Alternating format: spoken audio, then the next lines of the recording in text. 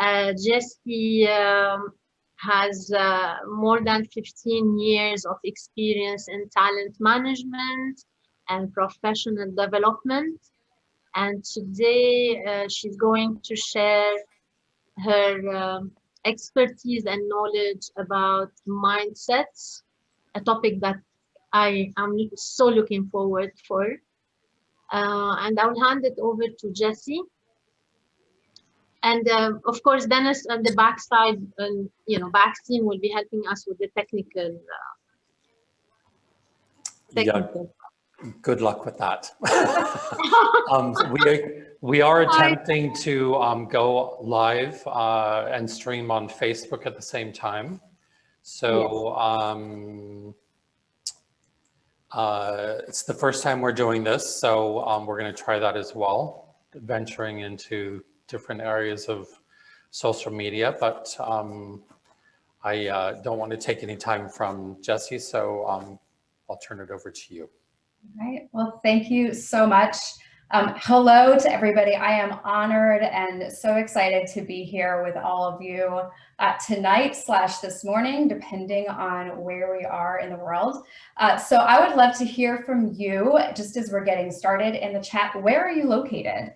And what time is it for you? Because I always like to have an idea of where my audience is so that we can kind of start to connect from across the miles. So share with us where you are, and I'm going to go ahead and share my screen.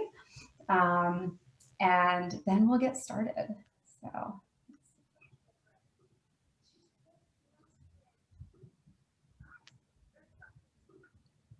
All right.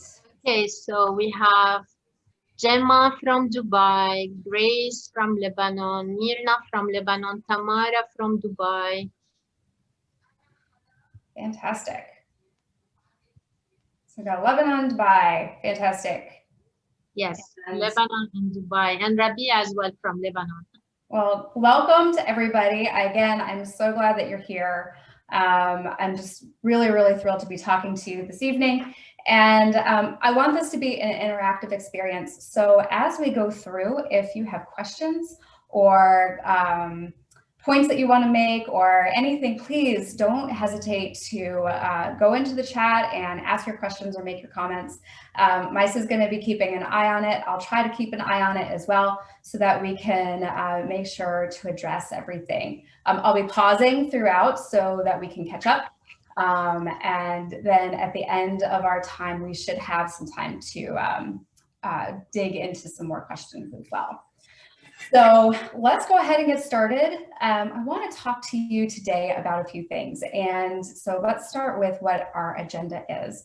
The first thing we're going to talk about is mindset. And what exactly is. I believe that mindset is the most fundamental piece of well-being. And so when we think about how do we continue into our lives in the best way possible, I truly believe that mindset is where we need to start. So we're going to talk about what it is, how does it work? We're going to get into how the brain works a little bit and go from there into talking a little bit about stress. It is the end of a very stressful year. We're going into holiday season. And so stress is something that can be at the top of everybody's mind at any point during the day or week or year. So we're going to talk very briefly about how you think about stress and how that impacts your well-being overall.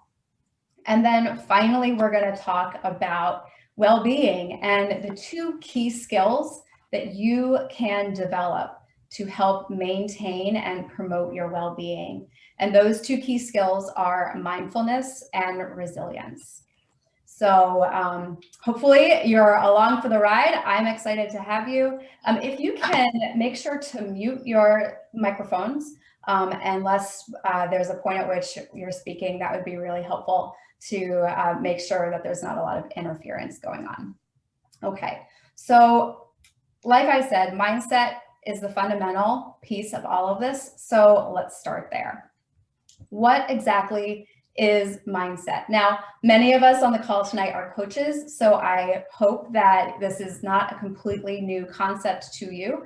But if it is, or if you'd like to have a refresher, let's talk a little bit about what that is. Essentially, your thoughts collect into beliefs, and then your beliefs become your mindset, and your mindset becomes your outlook on the world. So the way that I define mindset is it being a set of beliefs or attitudes or a way of thinking that you use to shape your thought processes, behavior, and outlook. So it's not just like a state of being, it's something it's a tool that you use to help you or to hurt you, depending on the way you have your mindset set up.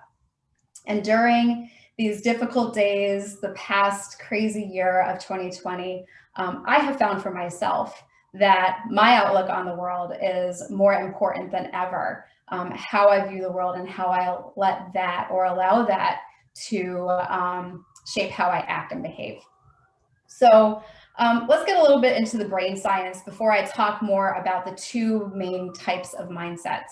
So up until the 1980s, neuroscientists believed that by the time you exited adolescence, your brain was basically your brain. What you had was what you had, and good luck to you if you had a brain injury or if something needed to change, because that wasn't going to happen. However, researchers started to notice that there is such a thing as brain plasticity. And that actually shows that your brain is so much more powerful than we thought it was. And it can actually change and grow and develop new neural networks. And so what this means is your brain doesn't stop growing or changing when you become an adult. It means that if you have a brain injury, you can actually recover from it, and your brain will actually grow and change and be able to recover itself, right? So what that means, though, this can be a good thing or a bad thing, because when it comes to your ideas and your habits and the way that you approach the world, what you reinforce in your brain is going to, your brain is going to get stronger in those particular neural pathways, right? So if you have an outlook on the world that is not so great and pessimistic, the more you think that way, the more your brain is going to reinforce those particular neural pathways. However, the good news is you can change the way your brain thinks. And so this is where mindset really comes in. Carol Dweck is the leading researcher who coined the phrase mindset. And through her research, she found that there are two types of mindset when it comes to beliefs about your intelligence, abilities, and how you put effort into learning new things. So the question I want to pose to you today, as we go into these two types of mindset, is, do your beliefs, does your mindset and your outlook on the world serve you and help you to show up the way you want to? Or could your mindset use a bit of a tune-up? All right, so let's talk about the two different types of mindsets. The first one is a fixed mindset. And so here, your belief is that your intelligence, your ability, what you have to offer the world is fixed and static, like your eye color. This goes back to that initial belief that the neuroscientists had, that when your brain is done developing, it's done. What you have is what you have. So this leads to a desire to look smart, and therefore a tendency to do a series of things that kind of ends up holding you back, right? If what you have is what you have, you kind of want to make it look the best possible, but it actually ends up being a self-defeating system. So basically what happens is what you have, if what you have is what you have, you're more likely to avoid challenges because you don't think you're going to be able to meet those challenges. And therefore you give up easily. You see effort as fruitless because if what you have is what you have, why bother trying to do anything different, right? It's just not worth it. You're more likely to ignore useful, constructive feedback. And if you're like me or your clients are like any of my clients, you see this happen all the time. People who are in a fixed mindset are much more likely to ignore useful constructive feedback to help them make them better because they don't think they can get better. So again, why even bother? And finally, they feel threatened by the success of others because those folks have something that they don't have, okay? So when you're in a fixed mindset, you are much more likely to be judgmental and critical, not only of other people, but of yourself and of the situations that you find yourself in. And the result is that you don't reach your potential. You're more likely to hold yourself back out of fear. You're less resilient when changes and challenges occur. And we're going to talk more about that later. People who are stuck in a fixed mindset often have much more perfectionistic tendencies. And so, you know, it really ends up becoming a challenge to be stuck in this space because it's really very self-defeating. On the other side, we have the growth mindset. And here, your belief is that your intelligence and abilities can be developed like a muscle, right? So if you go to the gym, you get stronger. And when you're in a growth mindset, you can continue to learn and grow and develop your skills and abilities. This then leads to a desire to learn as opposed to hide. And your tendencies are to embrace challenges, okay? And you persist in the face of setbacks. You see effort as the path of mastery as opposed to fruitless, because you know that you can learn and grow and continue to gain new skills and abilities. So you might as well put some effort into it so you can continue to get better. You're more likely to learn from constructive feedback because you want to know what didn't you do well so you can learn and do and continue to improve. And finally, you're more likely to find lessons and inspiration in the success of others because you want to emulate them and be able to continue to do things that they can do, right? Oh, they're an inspiration. I want to bring that into my world as well.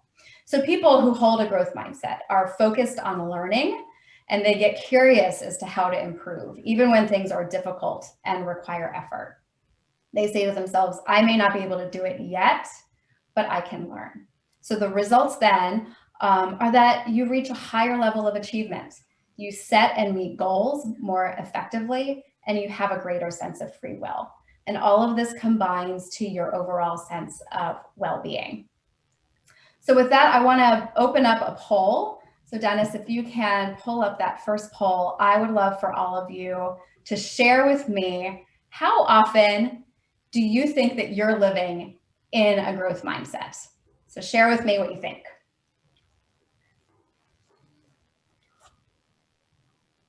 All right. Give it a few more seconds. Got almost everybody voting. All right. Okay. So this is great. Dennis, do you want to share the results? Yeah. We've got, oh, I can share the results actually, I think. Look at this. Beautiful. All right. So we've got most of us, the majority of us, are living in a growth mindset most of the time. We've got one intrepid person who is in a growth mindset all of the time. I love it. Way to go. And then some of us are on the other side, some of the time or very little of the time. Have no fear. This is something that you can learn, and it is okay. If you find yourself stuck in a fixed mindset, you can learn how to be into a growth mindset. And I'm going to share how that works right now. So. And again, please don't hesitate to put questions or comments in the chat. I'd love to hear from you. So, all right. So the good news is that a growth mindset can be learned. And the first thing that I want to share with you about this is that just by knowing that a growth mindset exists, you are able to recognize major shifts in how you might be able to view yourself and your lives. Okay. So just having that basic knowledge is a really key thing to get started. And if you can mute yourself in the background, that would be really helpful. So we don't have any feedback. Thank you. All right. The other piece of information I want to give you about learning how to be in a growth mindset is that you can be in both a growth mindset and a fixed mindset simultaneously. all right? You can be in a growth mindset about your career, and you can be in a fixed mindset about a particular relationship that you're having. And so I find this to be the case for myself on a fairly frequent basis. And so it is okay if that's where you are. This is a place to be non-judgmental about yourself and really moving into a place of possibility as opposed to a place of fear and recrimination. So how do you move into a growth mindset? The first thing to do is to learn to recognize your fixed mindset voice. What is happening in your mind when you're stuck in a place of thinking that what you have is what you have and you can't actually learn and grow, right? What is your voice saying to you? So it might say, what if you fail? Then you're going to be a failure, right? That's the fixed mindset voice. I don't want to try to meet this new challenge because I'm afraid I'm going to fail. I don't think I can do it. Your fixed mindset voice might also be mean to you. It might be saying, you know, this would be really, really easy if you actually had talent, but don't even try because you have no talent in this area. So yeah, just it's not even worth trying. Your fixed mindset could also try to avoid blame, right? Oh, that didn't go very well. Well, that's not my fault. It's my coworker's fault. It's somebody else's fault, as opposed to thinking about how you might be able to change something yourself. So once you start to learn to recognize what that voice sounds like, then you can also recognize that mindset is a choice, right?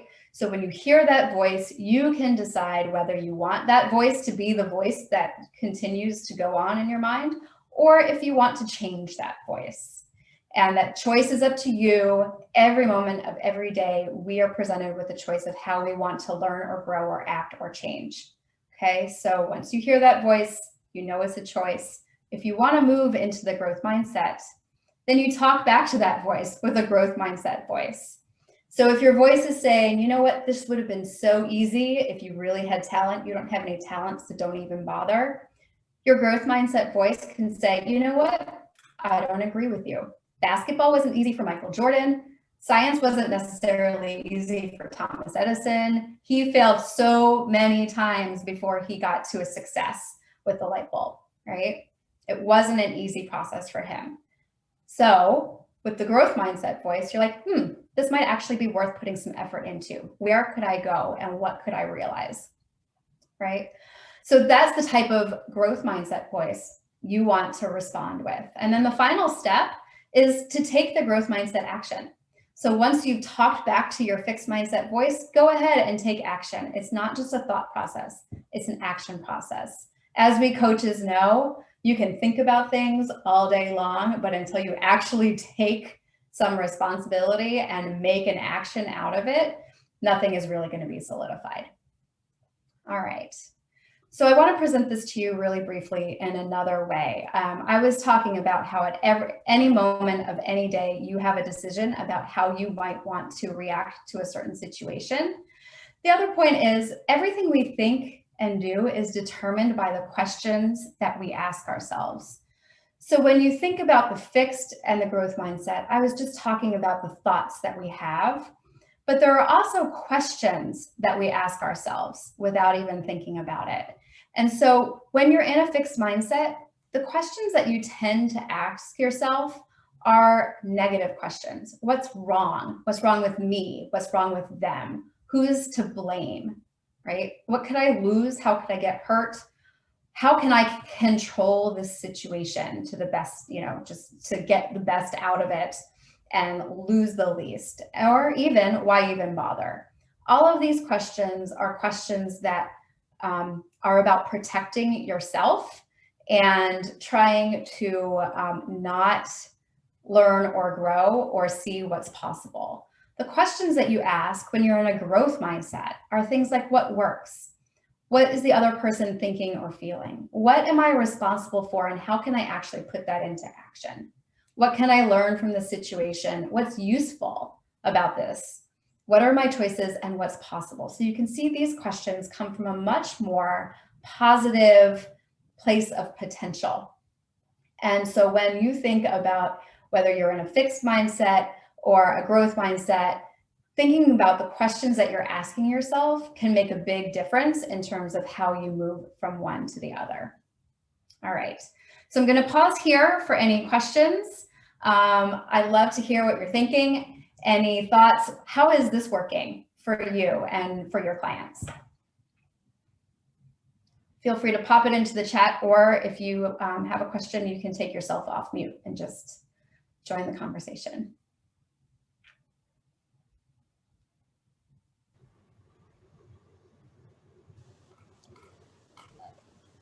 Hi, Okay. this is Fahima from Dubai. Thank you for this. A quick one. The questions. Oh, I think I just lost you. I can't hear you now.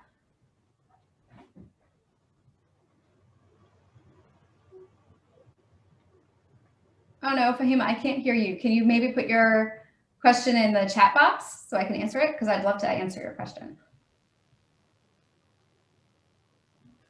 Yeah, I think we've lost the connection with her. Oh, okay. Well, hopefully she'll come back and then she can ask it later. Okay. Any other questions? Is this resonating with you? Yes, no. I think it's one of those things that when you listen to it, you think, okay, this makes sense. Mm-hmm. Why doesn't everyone do it? Mm-hmm. Because it's such an easy thing to do. And it's really not an easy thing to do. It actually takes energy, and it takes concentration, and it takes practice. And like you said, it's like going to the gym and working a new muscle. The first time you try something, it doesn't work. The first time that you try to lift, I don't know, 10, 15 kilos, it doesn't work. Or it hurts like hell the next day and the day afterwards. But if you continue to persist and try little by little, then it gets easier and easier, and pretty soon you're able to lift that without a problem. Yes, absolutely, Dennis. This isn't like an overnight flip of the switch.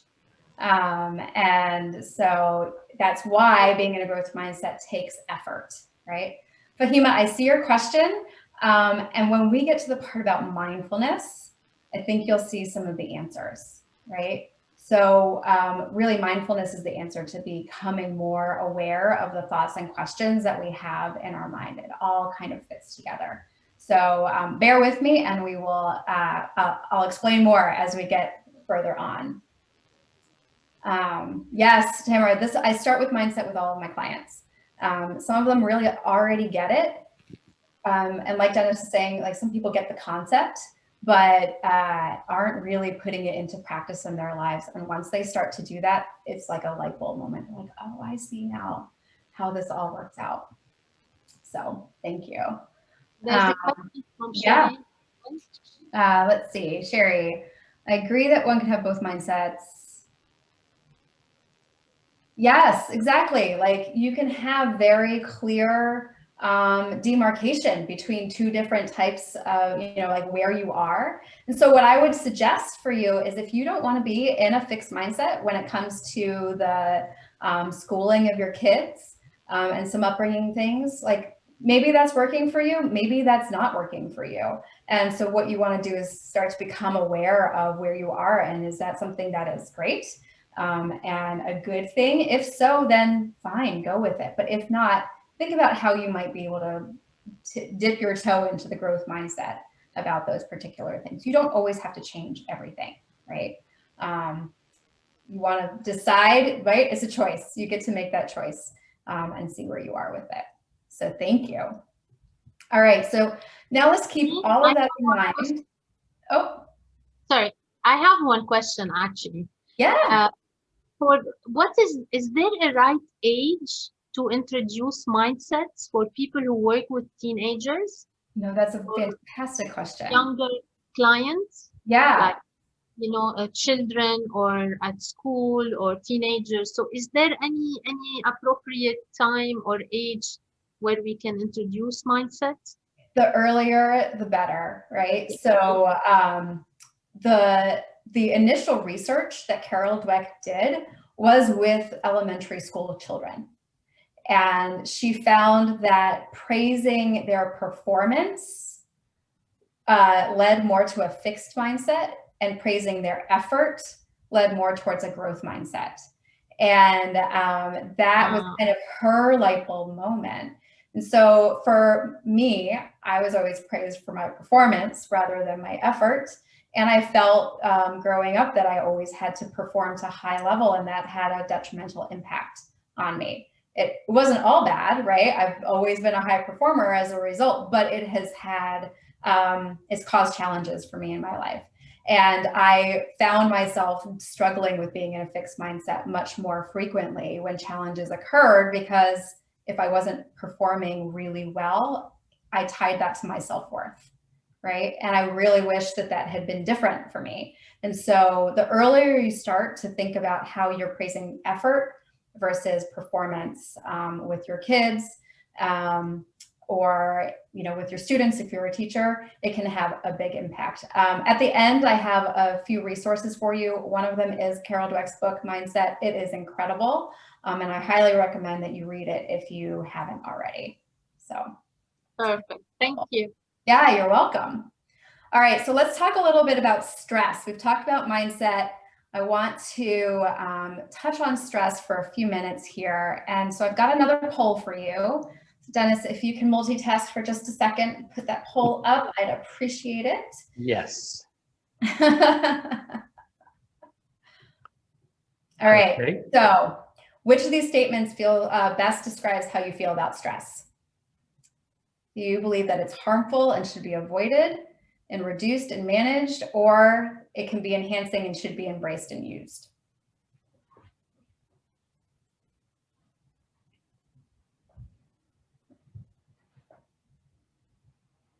And the numbers are coming in quickly.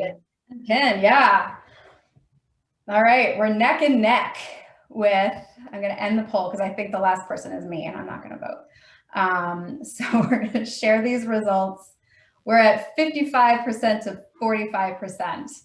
So we're almost half and half, where believing that stress is harmful and should be avoided and reduced, or that it can be enhancing and should be embraced and used. We're going to talk about both sides of this here, because the answer can be both. Stress can be good and bad. So let's talk a little bit more about that. All right, so what is stress, right? What even is it? I'm going to give you, today is all about definitions. I like to talk about how I'm defining the things that I'm talking about, because sometimes we define things very differently. But today I'm going to talk about stress as what arises when something you care about is at stake, whether it is a loved one or your livelihood or your performance or world events. If there's something that you care about at stake, then you're more likely to be stressed about it. If you don't care about it, then it kind of completely passes you by, and whatever. This definition comes from Kelly McGonigal's book, The Upside of Stress. And in that book, she talks about how stress can actually be good for you and how it can enhance your performance and your capacity and your well-being overall, right? Another way to think about stress is that it's the opportunity to rise to the occasion, right? It defines a moment where you can show what you can do. It defines a moment where you may have an opportunity to make a difference in an area that you've chosen to focus on. So I work a lot with attorneys and lawyers, and they have very stressful careers. So when I'm working with them, we talk about stress, because the mindset about stress often is, it's bad, it must be avoided, I need to get away from stress. And then your whole being becomes about trying to run away from it, as opposed to dealing with it and managing it productively. So our mindset about stress can actually improve our mental and physical responses to it. And it then affects how we experience the social effects of stress and, again, your overall well-being. So let's look at this a little bit more in depth. Another way to say that stress is what arises when something you care about is at stake is that stress is a notification of a threat in your environment, all right? And I'm not going to take time, because we don't have time today, to go into the neuroscience of stress and the amygdala and your prefrontal cortex and all of that kind of stuff. But there's 3 types of stress responses that have been identified. And the one that everybody thinks of is the fight, flight, or freeze, right? When something stressful happens, you just freak out, you freeze, you want to run away, or you are, feel like you want to, like go after the cheetah that is trying to take your dinner, right? Most of the time, this is what happens when our mindset about stress is that it's not good for us, right? And it is our most basic instinct. The second one is the challenge response. And this is kind of like the fight response, but it is when you are more likely to be thinking about stress as something that can be enhancing, and you find stress as something that energizes you and moves you towards the stressful situation, lets you deal with conflict instead of running away from it, for example, right? So when you have a challenge response, you're more likely to move into it. And the third type of stress response is the tend and befriend. And now a lot of people talk about this as being the maternal instinct. I don't think it's gendered. I think that the idea of the tend and befriend response is something where you're much more likely to reach out to other people, to lend support, and to ask for support during a stressful experience or a stressful time. And I think that's something that we all have seen happen this year during the pandemic and all of the challenges that we have faced. When we are in a stressful situation, wanting to offer and ask for support is another response that we can have. So let's again talk about mindset. And in this particular situation, the stress mindset. A groundbreaking study followed 30,000 adults over 8 years. And they asked 2 questions. First, how much stress have you experienced in the last year? Note, this did not happen in 2020, so who knows what the answers would be this year, but in that particular year, they wanted to know how much stress have they experienced. And the second question was, do you believe that stress is harmful to your health? So then after I asked these 2 questions, they monitored who lived and who died and when, all right? People who had a lot of stress had a 43% higher risk of dying. But that was only true for those who believed that stress was bad for them and harmful to their health, all right? It was only true for people who thought stress was bad. Those who experienced stress but didn't believe that it was harmful and actually believed that it could be good for them were no more likely to die. And in fact, they actually had the lowest risk of death in the study. So that's just mind-blowing to me, to think that people who are like, yeah, I'm stressed, but it's okay, I can handle it, were much more healthy, much more likely to live longer than those who truly believe that stress is bad for them. So the 2 mindsets here are stress is debilitating and stress is enhancing, okay? This is not to completely ignore the physiological challenges that come along with stress. And this isn't supposed to suggest that if you just say, oh, stress is great, give it all to me and I'm good. There are places where stress can be really, really bad for you. So I'm not trying to downplay that. But the most important thing here is how you approach stress, how you believe stress can affect your life and your well-being is incredibly important. So let's pause here again before we move into the third piece of what we have today. Who has thoughts on this? What do you think about stress, right? We saw it was about neck and neck in our poll. And after thinking about this, what do you think? You think stress is always good, always bad, a little bit of both? Can you hear me now, Jessie? Yes, I can. I think that stress could take us sometimes from a growth mindset to fixed mindset. And when the more stress we face, I mean, I personally faced it at times, it keeps me in the fixed mindset, and I don't feel like I want to fight it even at times. Yeah. It can be exhausting, right? Yeah.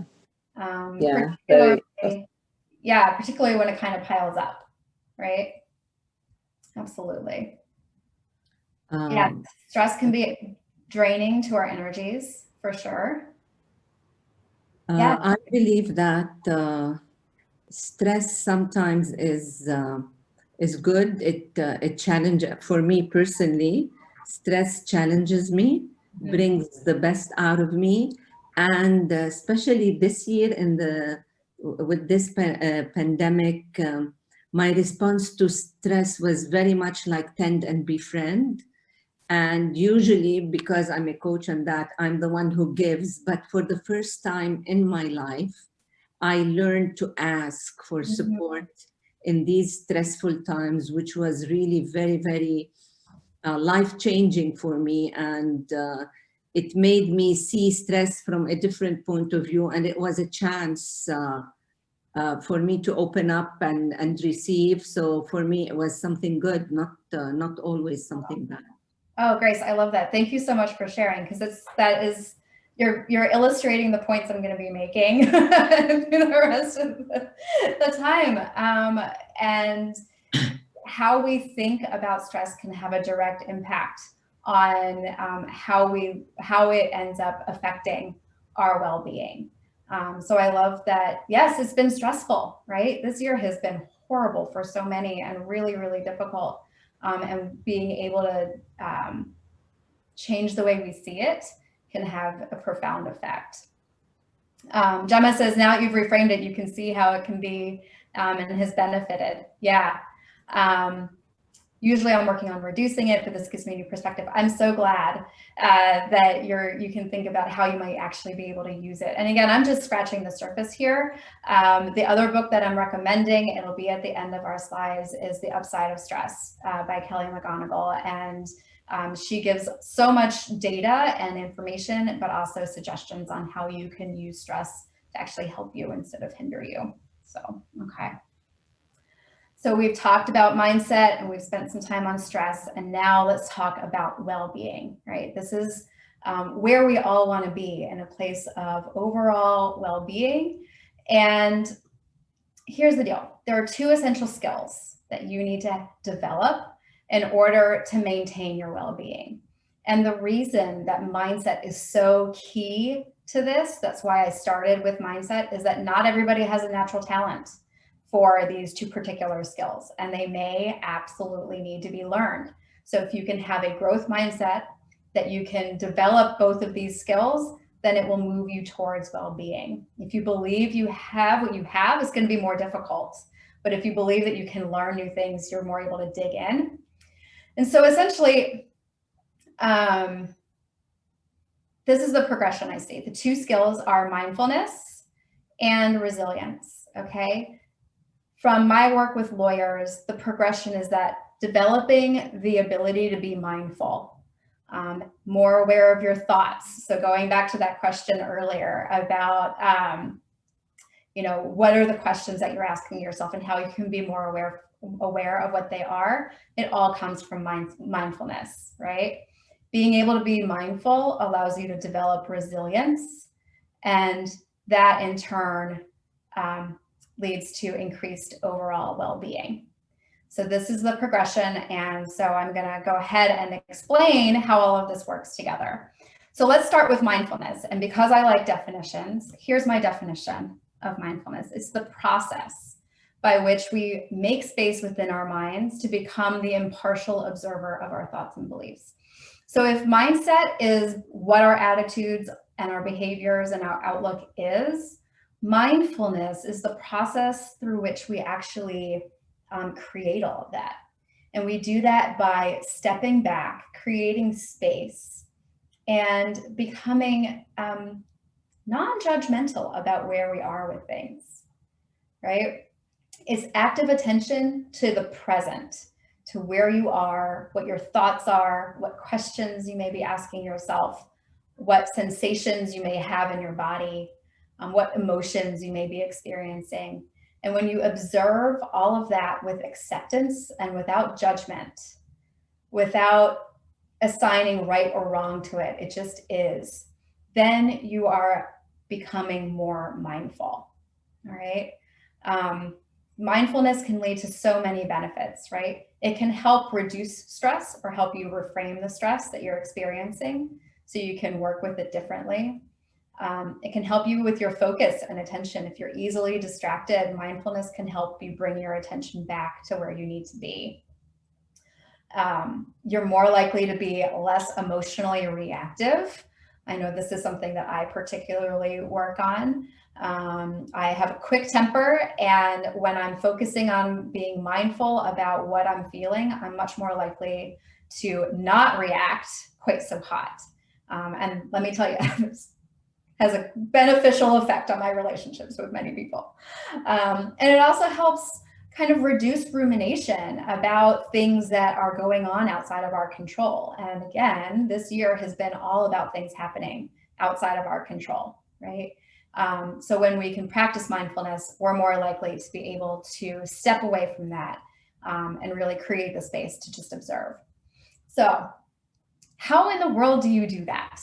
Right? This isn't just, again, about being all up in our minds without actually putting things into action. So here are a few suggestions of how to cultivate and develop that mindfulness skill. Because remember, it's something that you need to practice and develop. It's not just something that shows up or doesn't show up. So here are several things you can do, and I'm going to pick out a couple. Gratitude is one of my favorite things to do, right? I can be grateful that people are starting to be vaccinated for COVID-19. That's a huge thing to be grateful for. I'm also grateful for my cup of coffee every morning. And those little things that I can be grateful for and show gratitude for help me be present in that exact moment and really separate the bigger space from where I am and really focus my attention on the present. Checking in with my body, right? How am I feeling? Where is my stress level? My stress level is right here in my jaw or in my neck and my back, right? Yours may be in your stomach or in your head. So when you are thinking about how you're feeling, check in with your body and just be like, what's going on? And observe it with, again, without judgment, without being like, oh, why do I always have all my stress in my jaw, right? It just is. Let it be. Again, pay attention to your emotions without assigning them good or bad or right or wrong. They are what they are. You're feeling things for a reason. So start to investigate that. You can use your senses. You can focus on your breath. One of my favorites is paying attention through active listening. This is such a great way, particularly for us coaches, to develop that skill of mindfulness, right? I know that from time to time with clients, I get completely distracted and I'm wondering what's going on. Did somebody respond to that email? I may get a little bit distracted. And so when I come back and start to pay attention again through that active listening, I am practicing mindfulness by focusing not on myself, but on my client, right? But you can also do this by actively listening to yourself or your partner or whoever it is that you're communicating with. And finally, a lot of people equate mindfulness with meditation. Meditation is one way that you can cultivate mindfulness. It doesn't work for everybody, but it might work for you. So that is, those are just a few things. There are many, many other ways. I'd love for you to put in the chat if there's particular things that work for you. I'll ask that again later, but feel free to just chime in with what types of things you do to cultivate mindfulness for yourself. So like I said, there's kind of a progression, right? As you are able to become more mindful, then you're more able to develop resilience. And resilience is the ability to bounce forward from a crisis, challenge, or change. And you'll notice I emphasize the word forward because so many people define resilience as the ability to bounce back. And I reject that because when you are facing a crisis, a challenge, or changes, we're never going back to the way things used to be. We're becoming new and renewed and moving forward into a new way of being. So resilience is actually a way of moving forward. You know, again, this pandemic in 2020 has illustrated this to me more than anything else possibly could. We're never going to go back to the way things used to be. Things may look like they used to look. They may feel similar, but we're all irrevocably changed by what has happened this year. So resilience is about moving forward despite or because of the things that we have experienced. So how do you do that, right? How do you actually develop resilience? The first thing to do is pay attention and get curious, right? Put those mindfulness skills to work. Observe yourself, observe others, get curious about what you might be able to learn from the situation that you're in. Also incredibly, incredibly important is to practice self-compassion and self-care.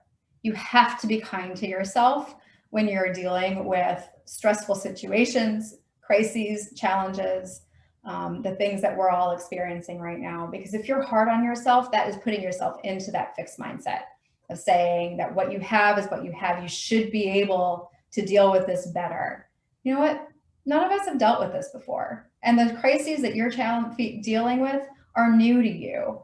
And you're trying to learn and navigate this the best you possibly can. So by practicing self-compassion and self-care, you are enabling yourself to grow and change from it. Identify coping skills.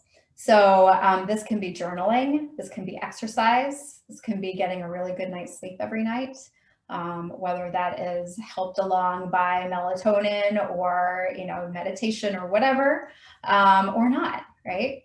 Find the healthy things that you can do to cope with the situation that you're in. I do not recommend abusing alcohol or illicit drugs or things that numb you, but things that help you in a healthy way move forward. What else? Increase your optimism.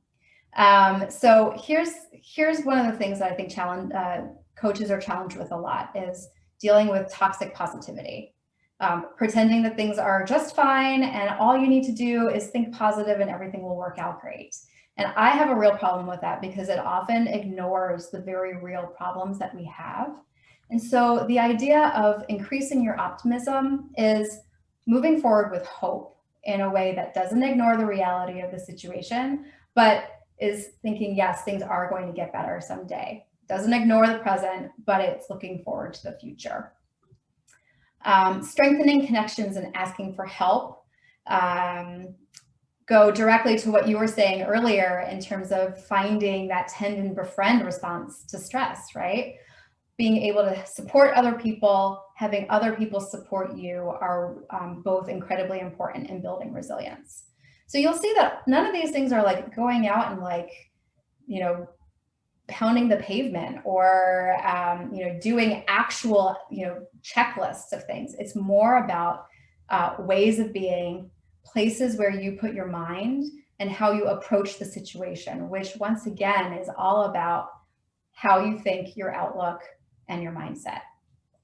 So, okay, a couple comments here. Dennis says, it's challenging, but really important to recognize and listen to your inner voice and then follow up by acting on what you've heard. Yes. And Dennis, you know, the thing here is, what is your inner voice telling you? Which inner voice is it, right? Because we can have that fixed mindset voice or an inner critic telling things that are not benefiting us, or we can have our inner mentor or that growth mindset voice telling us things that are good for us. And I'm going to tell you, sometimes that critic is louder than the mentor. So it's all about being able to recognize and respond to it in the right way. Misa and Myrna both talk about gratitude, meditation, affirmations. Yes, I love this. I practice gratitude daily when you open your eyes and you listen to your emotions when stress is around. Yeah, emotions are really just information for us to be processing and deciding what to do about the situation that is triggering the emotion, right? They're not something to label as good or bad, they just are. So listening to them and understanding what they're telling you is really a great way to be. Myrna, that's awesome. Joanna, use the approach, I know that I don't know. Yes, it creates openness. I love it. Oh, these are all great. See, I feel like I'm preaching to the choir, but sometimes we need to have this as a reminder that this is all the right things to be doing, and that doing so continually helps us be stronger for ourselves and for the other people in our lives. So, all right. So if mindfulness and resilience are the two key skills to building and maintaining well-being, let's finish up by talking about what exactly is well-being, right? the very end of the day? Well, because you all know by now, I like my definitions.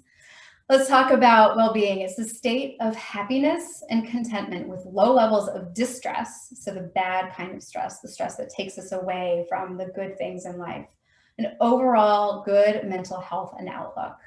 Now, I just want to pause here and say that this is, again, not toxic positivity. This isn't ignoring the fact that many of us struggle with mental illness, which is important to be addressed, right? This isn't you only have well-being if you're perfect and you're not on, you're not struggling with anxiety or depression. You can be in a good state of well-being and still be dealing with these other things. So this is not to sweep any of that under the carpet, but it is to be aware that they're there and to persist despite the challenges and because of them sometimes.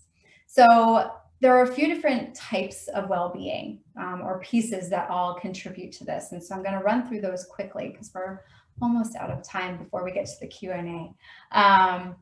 And so these are the 5 pillars of well-being, and I'll just run through them. So emotional well-being, again, is that ability to practice your stress management skills, whether you're using stress as enhancing or you're trying to diminish the debilitating stress that's in your life. This helps you be more resilient, or resilience contributes to emotional well-being. It's a symbiotic relationship, and it helps you generate the emotions that lead to those good feelings. Physical well-being is taking care of your body, right? Through healthy eating, sleep, exercise, taking care of yourself when you need to, being realistic about what your body can do and not expecting too much or too little of it, kind of finding that equilibrium.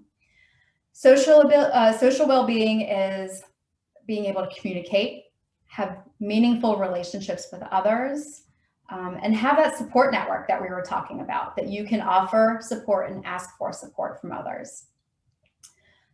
Vocational well-being, a lot of people call this workplace well-being, and I reject that because not everybody works in an office, not everybody has a specific job, and so I like to call it vocational well-being because this is about being able to pursue your interests, your values, to find purpose and meaning and happiness and enrichment both professionally and personally, right? So what are you called to do, and are you able to actually do that? And then finally, societal well-being, and this is something that I think we've all been paying a lot of attention to this year. It's that ability to actively participate in a thriving community, in your culture and your environment, and we've all had to find new ways to do that this year. And I'm just so pleased that this is part of my well-being and societal well-being. And I'm on the other side of the world for most of you, right? But being able to contribute in this way is contributing to my well-being and hopefully to yours as well. So to wrap up, I would love, we've already started to talk about this. I've gotten some great suggestions in the chat, but what practices are you using to help you maintain your well-being? Are there things that I haven't mentioned that you're like, oh no, you should think about this? Anything that you've tried that you would really find that you want to share with others? Is there something that you've learned today that you hadn't thought of before that you'd like to share? You can put that in the chat as well.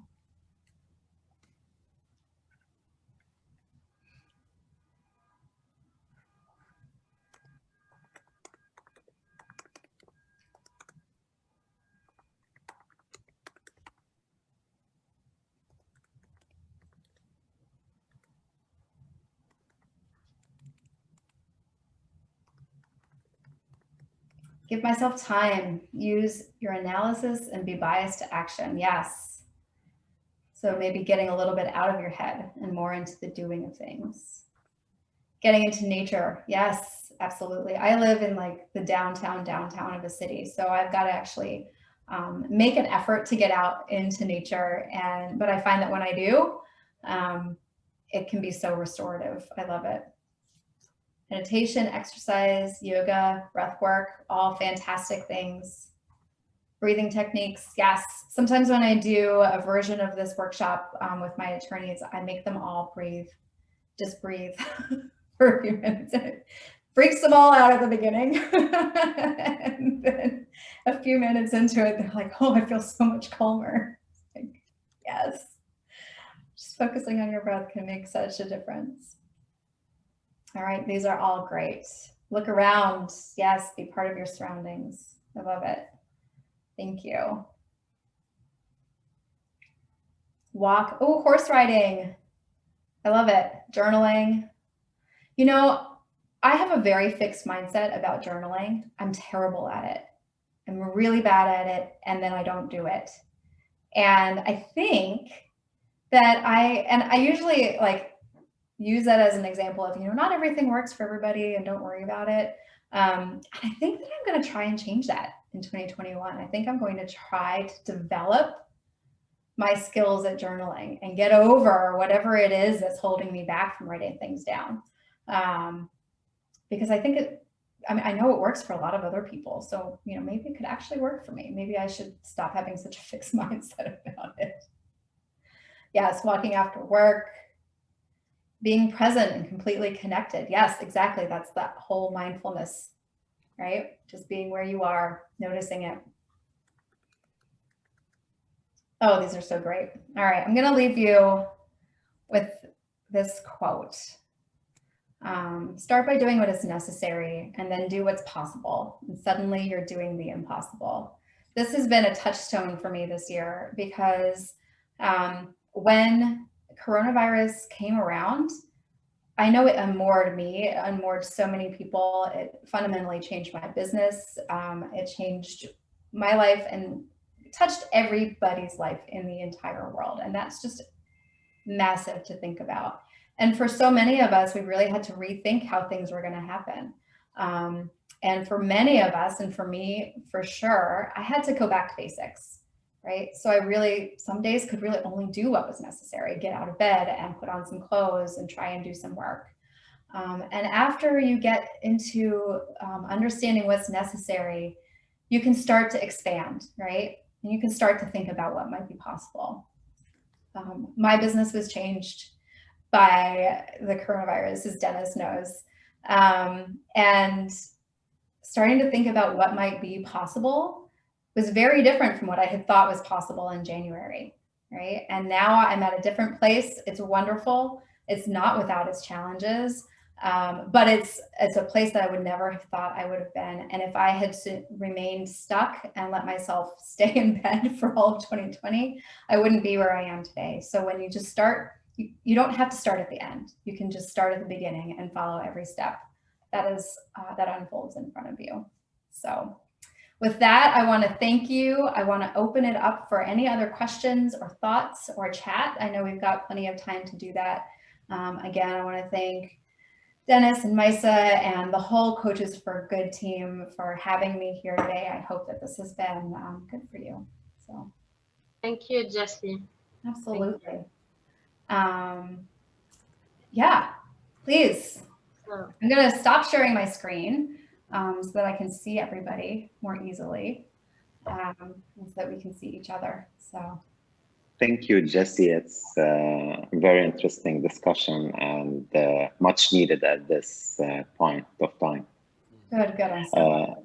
Thank you. I have a question. How do you come across using those, sometimes it's perceived by people around us that are buzzwords, which is mindfulness, resilience. Everybody is like talking about it. If you go to any talk show or watch the TV, everybody is talking about it. How do we differentiate ourselves from those people who are using those words in their marketing or as buzzwords? Yeah, that's a really great question. Thank you for asking that. I think you, well, I'll answer how I do it for myself, right? Because I can't tell you exactly what to do. But one of the things I have learned this year is to truly be myself and to not take on what I think other people think I should be doing or saying. And so if I were giving this, this talk a year ago, it would have been a very different talk.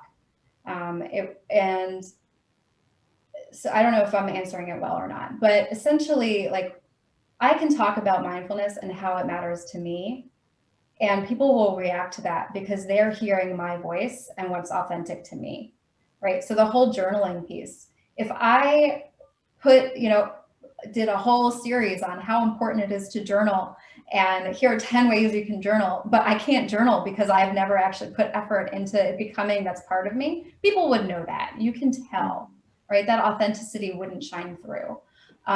So yeah, mindfulness and resilience, these are buzzwords because they're so important, and I believe everybody can benefit from them.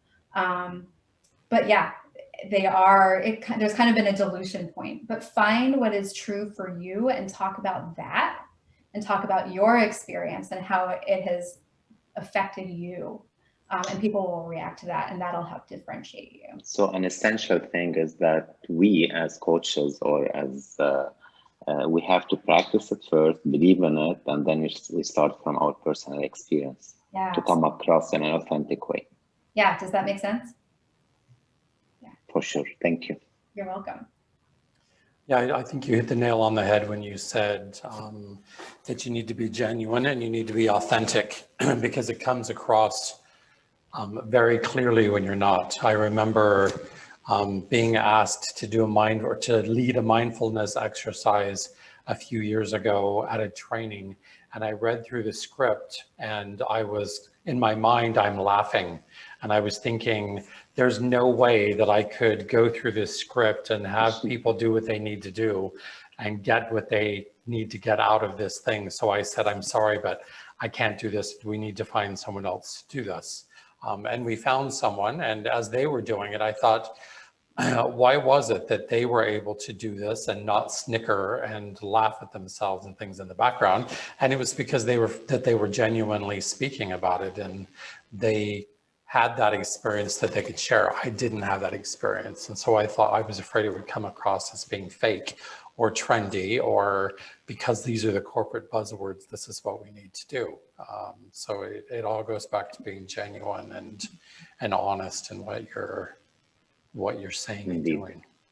Yeah. Dennis, if somebody asked you to do that now, would you still be like, I don't think so? Or I feel better about it now. It's funny, and my wife will verify. I started incorporating yoga into part of my daily exercise routine as well. And one of the very first days I walked into her office and I went, namaste. And she knew that I was just making fun, and she looked at me and she said, you don't get it yet, do you? I am getting it after I think I'm on day 10 of yoga now. So I am starting to get it, and it is making more sense. And I do find that when I am mindful about what I'm doing and I'm present in that, I can feel my body doing things differently, that as soon as my mind goes to something else, my body kind of slips out of that area. So I'm getting there. I'm not quite where I'd like to be, but it's something that I'm working on. You're putting in the effort. Yep. That's great. It is important to be patient as well with the process. The transition between a fixed mindset to a growth mindset or more flexible, it takes time. Yeah. It's change in patterns and behaviors, and doesn't happen overnight. So, namaste.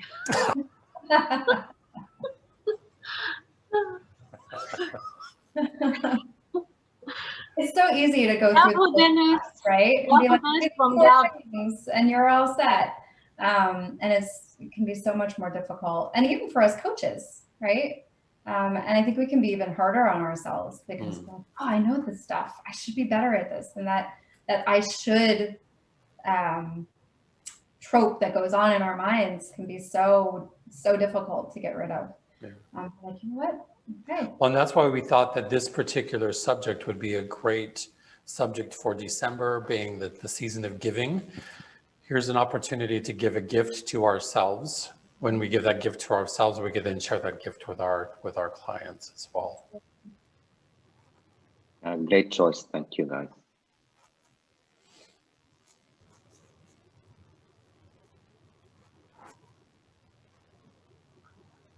Other thoughts, other comments? What worked for you?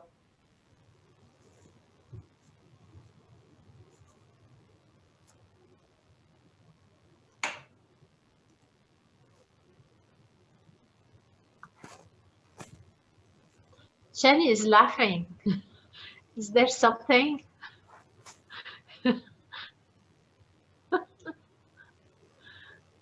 I'm just thinking about what good coaches we all are, right? Letting there be silence. I'm laughing because I said I don't like public speaking. So when you all went quiet and said, "Does anybody has something to say?" and I was going, yeah, I need to fix that. I saw your comment in the chat. I knew it. But I did want to say namaste as well.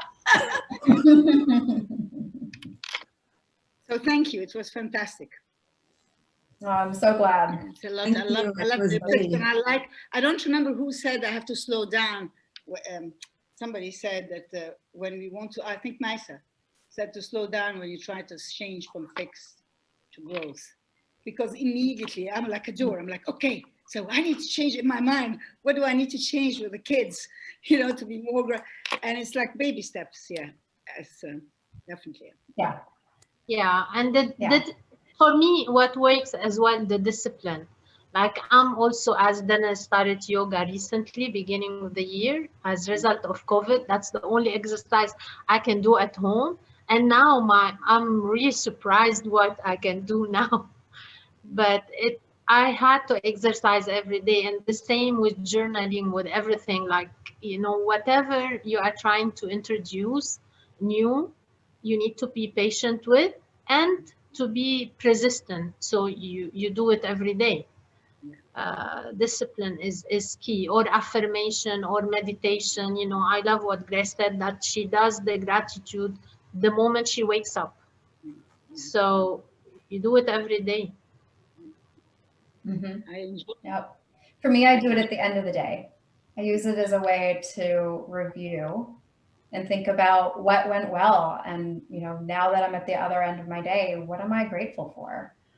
And both are perfectly, really great ways to practice your, and this is just another example that like what works for me may not work for you. It may, but you have to find what works for you. You know something, when you talk about this, when you say about fixed, I'm fixed about 6:30 in the morning. I'm on the beach. That's how I'm gonna set my day. And then one day I couldn't do that. And you go, oh my God, I didn't do the morning beach walk. But then, like you said, you can do it another time of the day. It's like, being curious how it would be if you exercise later in the day and coach first. Because I thought always before coaching, I need to exercise to de-stress. So if I ever have any personal problems, I can put them to the side to be complete with my client. But you can still do that by deciding to do that, by just saying, I'm with you, and that's it. I did that today, and it was surprisingly very, beneficial. I love it. That's so great. Good. Thank you for sharing. Taking yourself off mute, putting yourself out there. I'm a chatterbox.